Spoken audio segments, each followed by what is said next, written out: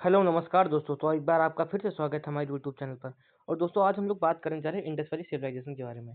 जैसा कि दोस्तों हम सभी लोग जानते हैं कि हम लोग इसके पहले 2 वीडियोज़ में इंडस वैली सिविलाइजेशन के महत्वपूर्ण प्रश्नों के बारे में बात किए हैं और आज हम लोग उसी उसी के बारे में आगे चर्चा को अपनी बढ़ाएँगे। तो चलिए दोस्तों स्टार्ट करते हैं और देखते हैं कि आज के हमारे महत्वपूर्ण प्रश्न यहाँ पर क्या-क्या दिए गए हैं।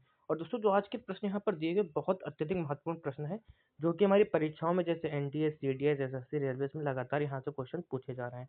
तो आप सभी लोग इन प्रश्न को अच्छे से याद करिएगा और अच्छे से करिएगा ताकि आपके एग्जाम्स में सहयोगी हो सके। तो दोस्तों हमारा आज का जो पहला प्रश्न यहाँ पर दिया गया है वो ये दिया गया है कि भारत में चांदी की उपलब्धता के प्राचीनतम साक्ष्य भारत में चांदी की उपलब्धता के प्राचीनतम साक्ष्य कहाँ से मिलते हैं। तो दोस्तों हमसे ये प्रश्न पूछा है कि सबसे पहले चांदी इन सिविलाइजेशन में सबसे पहले कहाँ पर चांदी के साक्ष्य पाए गए थे। तो दोस्तों जैसा कि हम सभी जानते हैं कि जो हमारी इंडस वैली सिविलाइजेशन थी दोस्तों यानी हड़प्पा सभ्यता के समय में जो है यहाँ पर चांदी के साक्ष्य जो हड़प्पा में पाए गए थे। इसका दोस्तों हम लोग अपने दूसरे प्रश्न की ओर बढ़ते देखते हैं कि हमारा दूसरा प्रश्न यहाँ पर क्या दिया गया है। तो दोस्तों जो हमारा दूसरा प्रश्न यहाँ पर दिया गया है वो ये दिया गया है कि हड़प्पा में मिट्टी के बर्तनों पर सामान्यतः किस रंग का उपयोग हुआ था। यानी उस समय जब इंडस वैली सिविलाइजेशन विकसित हो रही थी या उस समय जब थी तो उस समय बर्तनों पर किस कलर का प्रयोग किया जाता था। तो दोस्तों उस समय जो है बर्तनों पर लाल कलर यानी रेड कलर का उपयोग उस समय बर्तनों पर किया जाता था। इसके बाद जैसा कि दोस्तों हम सभी जानते हैं कि ये जो मिट्टी के बर्तन वगैरह बनाए जाते हैं वो चिकनी मिट्टी और लाल मिट्टी के बनाए जाते थे। इसी वजह से हो सकता है कि इनका कलर उस समय रेड होता हो और इसके साथ में रेड कलर का उपयोग अलग से भी किया जाता हो। इसका दोस्तों देखिए कि बहुत महत्वपूर्ण प्रश्न है जो कि एनडीए सीरीज में बहुत अत्यधिक पूछा जाता है। तो दोस्तों चलिए देखिए हम लोग इसको इसमें क्या क्वेश्चन लिखा हुआ है। नीचे लिखे स्थानों को नदियों से सुमेलित करें और कोड क्या दिया गया है हमें ABCD यानी कि हमें ए को किससे मिलाना होगा। तो दोस्तों जैसा कि हम सभी जानते हैं कि जो हड़प्पा था दोस्तों हड़प्पा किस नदी के किनारे स्थित था। तो दोस्तों हड़प्पा था दोस्तों वो रावी नदी के किनारे उस समय स्थित था। इसके बाद दोस्तों जो जो मोहनजोदड़ो है दोस्तों, ये सिंधु नदी के किनारे स्थित था। तो दोस्तों सिंधु नदी के यहाँ पर 2-2 ऑप्शन दिए गए हैं। तो यहाँ पर सिंधु नदी के ऑप्शन 2-2 हो सकते हैं। पहला भी हो सकता है और दूसरा भी हो सकता है। तो पहले दोस्तों हम लोग ऑप्शन को एलिमिनेट करते हैं जिससे हमारे पास ऑप्शंस कम बचे। तो दोस्तों सबसे पहले हम लोग देखा कि हड़प्पा किस स्थान से मिलाया जा रहा है, रावी नदी से। यानी पहले का आंसर कौन सा हो सकता है, तीसरा ऑप्शन सही हो सकता है। तो दोस्तों देखिए यहाँ पर पहले का ये ऑप्शन नंबर ए नहीं हो सकता क्योंकि यहाँ पर पहला दिया गया है, यहाँ पे जबकि नंबर 3 होना चाहिए। अगर नंबर 3 यहाँ पर बी वाले में दिया गया मतलब ये ऑप्शन सही हमारा हो सकता है। इसका दोस्तों सी वाला भी ऑप्शन गड़बड़ हो जाएगा क्योंकि जब हम लोग ए को मैचिंग कर रहे हैं तो वहाँ पर 3 नंबर से हो रही है, यहाँ पर 1 नंबर दिया गया है। मतलब हमारा पहला और तीसरा ऑप्शन गलत हो जाएगा। तो इसका मतलब क्या है कि जो हमारा राइट ऑप्शन होगा बी वाला होगा। अब चलिए दोस्तों हम लोग इसको एक बार वेरीफाई कर लेते हैं क्या सही दिया गया है। अब दोस्तों लोग समझते हैं कि कौन सा शहर किस नदी के किनारे उस समय स्थित था। तो दोस्तों जैसा कि हम सभी जानते हैं कि जो हमारे ये हड़प्पा शहर था वो हड़प्पा दोस्तों रावी नदी के किनारे स्थित था। इसके बाद मोहनजोदड़ो जो दोस्तों था सिंधु नदी के किनारे स्थित था। चंदहुदड़ो भी दोस्तों सिंधु नदी के किनारे ही स्थित था। इसका दोस्तों जो आलमगीरपुर है दोस्तों ये हिंडन नदी के किनारे स्थित था। और दोस्तों जो हिंडन नदी है दोस्तों ये अपने उत्तर प्रदेश में ये नदी बहती है। इसके बाद दोस्तों लोग अब देख पा रहे होंगे कि हमारा जो ऑप्शन बनना है ये जो फर्स्ट वाला है इसको हम लोग 3 से मैच किया है। जो सेकंड वाला है इसको दोस्तों हम लोग जो हमारा मोहनजोदड़ो है इसको हम लोग 1 से भी मैच कर सकते हैं और 2 से भी मैच कर सकते हैं। इसलिए हम लोग यहाँ से 1 की जगह इसको हम लोग 2 से मैच कर देंगे। और फिर थर्ड वाला दोस्तों इसको हम लोग जो है यहाँ 1 से मैच करेंगे क्योंकि सिंधु नदी दोनों जगह ऑप्शन दिया गया है। और लास्ट वाला हमारा कौन सा हो जाएगा, हिंडन नदी। आलमगीरपुर किस नदी किनारे स्थित है, हिंडन नदी। इसलिए ऑप्शन नंबर बी हमारे यहाँ पर राइट आंसर हो जाएगा। अब दोस्तों हम लोग अपने अगले क्वेश्चन की तरफ चौथे क्वेश्चन की तरफ बढ़ते हो देखते हैं कि हमारे यहाँ पर चौथा क्वेश्चन क्या दिया गया है। दोस्तों हमारा चौथा क्वेश्चन यहाँ पर दिया गया है कि हड़प्पा वासियों को निम्न में से क्या ज्ञात नहीं था। दोस्तों इसके बारे में हमने पहली वीडियोस में बात की है कि जो हड़प्पा के लोग थे उनको दोस्तों सबसे पहली चीज इंपॉर्टेंट चीज क्या थी, उनको आयरन यानी लोहे के बारे में कोई भी जानकारी नहीं थी। इसका दोस्तों आज हमारा दूसरा एक नया प्रश्न आ गया है कि हड़प्पा वासियों के इनमें से किसके बारे में जानकारी नहीं थी। तो दोस्तों जो हड़प्पा के लोग तो सड़कों का निर्माण करना बहुत अच्छी तरीके से जानते थे, नालियों का इनका बहुत अच्छा सिस्टम था और दोस्तों ये स्तंभ भी बनाना जानते थे। तो दोस्तों इसमें जो बी वाला ऑप्शन आ रहा है मेहराबों का निर्माण, दोस्तों जो हड़प्पा वासी थे वो मेहराबों का निर्माण करना नहीं जानते थे। इसका दोस्तों हम लोग अपने अगले प्रश्न की तरफ बढ़ते हैं और देखते हैं कि हमारा अगला क्वेश्चन यहाँ पर क्या दिया गया है। तो दोस्तों जो हमारा अगला प्रश्न है पांचवा प्रश्न, मानव समाज विलक्षण है क्योंकि मुख्यतः आश्रित है। जो मानव समाज है विलक्षण किस वजह से है, इसका क्या कारण है। तो दोस्तों जो मानव समाज है ये दोस्तों संस्कृत पर निर्भर रहता है जिस कारण से ये विलक्षण प्रकृति का होता है। इसके बाद दोस्तों जो हमारा अगला क्वेश्चन यहाँ पर दिया गया वो ये दिया गया है कि सिंधु सभ्यता के निवासी मूलतः किस प्रजाति के हुआ करते थे। मतलब ये जो सिंधु सभ्यता के लोग थे वो किस टाइप के थे। तो दोस्तों जो भूमध्य ये जो सिंधु सभ्यता के लोग थे भूमध्य सागरी थे। कैसे दोस्त थे, कैसे दोस्तों थे ये लोग भूमध्य सागरीय थे। इसके बाद दोस्तों जो अगला क्वेश्चन हमारा दिया गया है वो ये दिया गया है कि हड़प्पा संस्कृति के स्थलों का सर्वाधिक संकेंद्रण निम्नलिखित में से किस नदी के किनारे पर प्राप्त हुआ है? यानी हड़प्पा सभ्यता के जो अधिकांशतः शहर हैं वो किस नदी के किनारे पाए गए हैं? तो दोस्तों इसका राइट आंसर हो जाएगा सिंध नदी के किनारे। कौन सी नदी दोस्तों?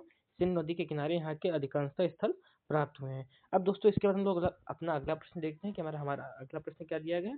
दोस्तों ये भी एक बहुत महत्वपूर्ण प्रश्न है जो कि एनडीए सीडीएस में बहुत ज्यादा पूछा जाता है। तो दोस्तों देखते हैं कि यहाँ पर क्वेश्चन क्या दिया गया है। नीचे दिए गए कोट से सही उत्तर का चयन करें। दोस्तों यहाँ पर कथन, ये असर्शन और रीजन ऑफ क्वेश्चन है दोस्तों, ध्यान से इसको पढ़िएगा और ध्यान से समझिएगा कि हड़प्पीय धर्म के एक लक्षण के रूप में मातृ देवी की पूजा हड़प्पा संस्कृति के सभी प्रमुख नगरों में प्रचलित थी। तो दोस्तों यहाँ पर ये जो कथन दिया गया दोस्तों बिल्कुल सही है कि जिस समय इंडस वैली सिविलाइजेशन थी उस समय मातृ देवी की पूजा जो थी हड़प्पा जैसे शहरों में तथा अन्य शहरों में बहुत अत्यधिक प्रचलित हुआ करती थी। इसका जो रीजन दिया गया वो दोस्तों ये दिया गया कि हड़प्पा और मोहनजोदड़ो में पकी मिट्टी की स्त्रियां आकृतियां बड़ी संख्या में प्राप्त हुई। दोस्तों ये भी बात सही है। तो इसका मतलब यहाँ पर क्या है दोस्तों, जो हमारे एसर्शन रीजन दोनों सही है, मतलब ए और आर दोनों सही है और ए की सही व्याख्या आर है, मतलब हमारा जो ऑप्शन नंबर ए है वो सही हो जाएगा। इसका दोस्तों जो हमारा अगला क्वेश्चन यहाँ पर दिया गया है वो ये दिया गया है कि मूर्ति पूजा का आरंभ कब से माना जाता है। तो दोस्तों जो मूर्ति की पूजा की स्टार्टिंग कब से दोस्तों हमसे पूछा जा रहा है। तो दोस्तों यहाँ पर जो पहला ऑप्शन दिया गया है पूर्व आर्य से, यानी आर्यों के आने के पूर्व से ही ये मूर्ति पूजा प्रारंभ हो गई थी। अर्थात यहाँ पर क्या है दोस्तों, आर्य कब आए थे दोस्तों? आर्य जो थे वो वैदिक एज में आए थे और दोस्तों ये वैदिक एज आने से पूर्व हमारी आईवीसी यानी इंडस वैली सिविलाइजेशन विकसित हो चुकी थी और दोस्तों इस समय से मूर्ति पूजा की स्टार्टिंग हो चुकी थी। अब दोस्तों इसके बाद हम लोग अपना अगला क्वेश्चन देखते हैं कि हमारा अगला क्वेश्चन यहाँ पर क्या दिया गया है। दोस्तों हमारा जो अगला क्वेश्चन यहाँ पर दिया गया है वो ये दिया गया है कि हड़प्पा निम्नलिखित में से किस सभ्यता सभ्यता से संबद्ध है, यानी हड़प्पा किस सभ्यता से संबद्ध है। दोस्तों इसका जो आंसर हो जाएगा, राइट आंसर वो हो जाएगा सिंधु घाटी सभ्यता से। इसका दोस्तों जो अगला क्वेश्चन यहाँ पर दिया गया वो ये दिया गया है कि सैंधो संस्कृत में पाई गई शिव की मुहर निरूपित आकृति की पहचान के संदर्भ में निम्नलिखित कथनों पर विचार कीजिए। दोस्तों हमें यहाँ पर एक कथन पर ध्यान देना और बहुत इंपॉर्टेंट क्वेश्चन दोस्तों ही हमारी परीक्षाओं में पूछा जा सकता है। दोस्तों यहाँ पे पहला जो कथन दिया गया है, यह योग मुद्रा में बैठे हुए रूप में दिखाई गई है। दोस्तों ये बिल्कुल सही ऑप्शन है, बिल्कुल सही आंसर है। यह शिव मूर्ति के रूप में दिखाई गई। दोस्तों बिल्कुल गलत आंसर है ये, कि जो सैंधव संस्कृत में पाई गई शिव की मूर्ति उस पर पशुपतिनाथ की मूर्ति थी, ना कि शिव की मूर्ति थी। इसका दोस्तों तीसरा ऑप्शन दिया गया है, यह दो औरतें पशुओं से घिरी हुई। दोस्तों ये भी बिल्कुल सही है।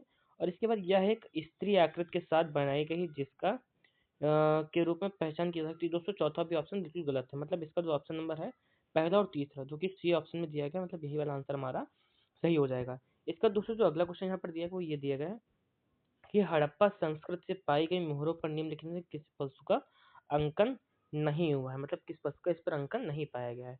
तो दोस्तों जो हड़प्पा सभ्यता थी उसमें गाय की मतलब किसी भी मोहर पर छाप नहीं पाई गई है। इसका दोस्तों लोग देखते हैं कि हमारा अगला क्वेश्चन यहाँ पर क्या दिया गया है। दोस्तों तुम्हारा नेक्स्ट क्वेश्चन यहाँ पर दिया गया है वो ये दिया गया कि हड़प्पा सभ्यता के बारे में निम्नलिखित में से कौन सा कथन असत्य है। तो दोस्तों मैं इसमें से असत्य कथन को ढूंढना है। दोस्तों मातृ देवी की पूजा की जाती थी, बिल्कुल सही कथन है। दोस्तों इसके बाद लोग लोहे से परिचित थे, बिल्कुल गलत दोस्तों, यही वाला जो ऑप्शन हमारा हो जाएगा राइट आंसर हो जाएगा। इसका दोस्तों हम लोग अगला क्वेश्चन देखते हैं कि अगला क्वेश्चन हमारे यहाँ पर क्या दिया गया है। सिंधु सभ्यता संबंधित है, यानी सिंधु सभ्यता किस काल से संबंधित है। तो दोस्तों जैसा कि हम सभी जानते हैं, अगर हम लोग हिस्ट्री को डिवाइड करें तो इसको हम लोग तीन पार्ट में डिवाइड कर सकते हैं, pre historic era, proto historic era, historic era. तो दोस्तों जो हमारे सिंधु घाटी सभ्यता ये प्रोटो हिस्टोरिक एरा से संबंधित है, यानी आद्य ऐतिहासिक युग से संबंधित है। इसका दोस्तों जो अगला क्वेश्चन यहाँ पर दिया गया वो ये दिया गया है कि सैंधव मोहरों का सर्वाधिक प्रचलित प्रकार कैसा था, यानी सैंधव जो मोहरें थी किस टाइप की थी। तो दोस्तों सैंधव मोहरें जो थी वो वर्गाकार आकार में पाई जाती थी। इसका दोस्तों हमारा जो अगला क्वेश्चन यहाँ पर दिया गया वो ये दिया गया है कि निम्नलिखित प्राचीन स्थल को सूची संख्या 2 के साथ सम्मिलित कीजिए और सूचियों की नीचे दिए गए कोड का प्रयोग कर सही उत्तर चुनिए। दोस्तों यहाँ पर कोड हमारा गायब होगा, किंतु हम लोग इसको फिर भी मैच करेंगे। दोस्तों जैसा कि हम सभी जानते हैं कि जो हमारा लोथल था दोस्तों, लोथल में क्या स्थित था दोस्तों, लोथल में गोदीवाड़ा हमारे स्थित था। इसका जो बनवाली है दोस्तों, बनवाली में दोस्तों यहाँ पर जो है जुता हुआ खेत पाया गया था।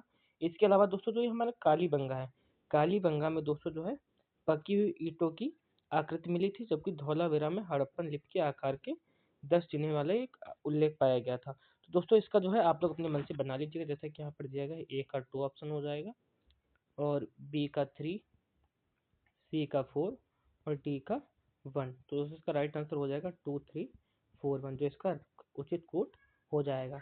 इसका दोस्तों हम लोग अपना अगला क्वेश्चन देखते हैं और जानते हैं कि हम लोग यहाँ पर क्या दिया गया है। सिंधु घाटी सभ्यता गैर आर्य थी क्योंकि, दोस्तों हमसे पूछा सिंधु घाटी सभ्यता जो थी वो गैर आर्य क्यों थी, क्योंकि वो एक नगरीय सभ्यता थी।